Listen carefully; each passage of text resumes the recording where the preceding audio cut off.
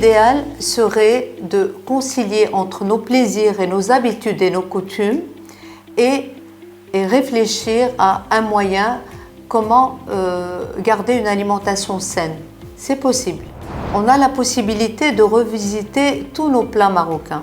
Par exemple, nos soupes, le harira par exemple, on peut la manger, on peut la cuisiner d'une manière plus légère, sachant que les deux ennemis les plus importants, c'est le sucre et les farines, et tout ce qui est farine. Donc on pourrait l'épicer éventuellement avec des légumes.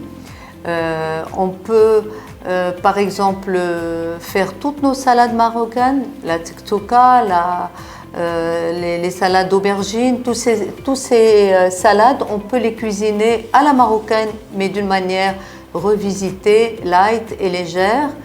Dans certaines recettes, changer la farine avec des farines moins chargées en gluten et plus complètes, par exemple le blé complet, par exemple le sarrasin. Donc on peut faire éventuellement les petites galettes marocaines harsha, avec de la semoule de maïs, par exemple pour les gens qui ne prennent pas beaucoup de gluten, parce qu'il faut diminuer le gluten.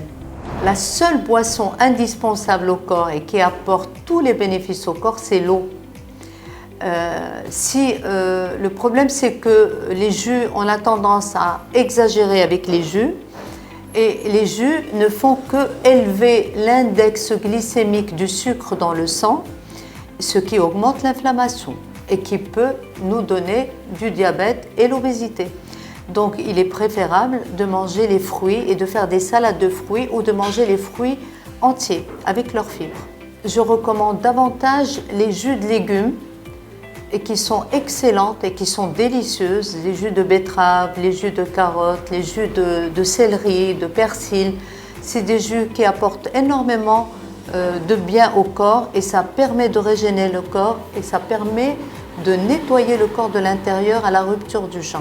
Il faut se mettre en tête que tout ce qui est naturel, c'est-à-dire légumes, fruits, tous les fruits de saison, tous les légumes de saison, quelques protéines, il suffit de les cuisiner le moins gras possible, beaucoup de poissons. Toutes ces choses-là, on a droit, et notre santé en a besoin. On ne se prive pas de ces choses-là. Par contre, on essaye d'améliorer leur façon d'être cuite et comment on les cuisine. Voilà le secret.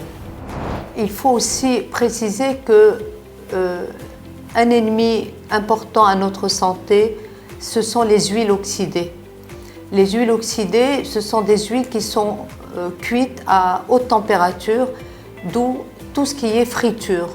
Et il faut bannir ce qui est friture. On a des moyens de faire par exemple les poissons, de faire des bréouades, de faire tout ça au four.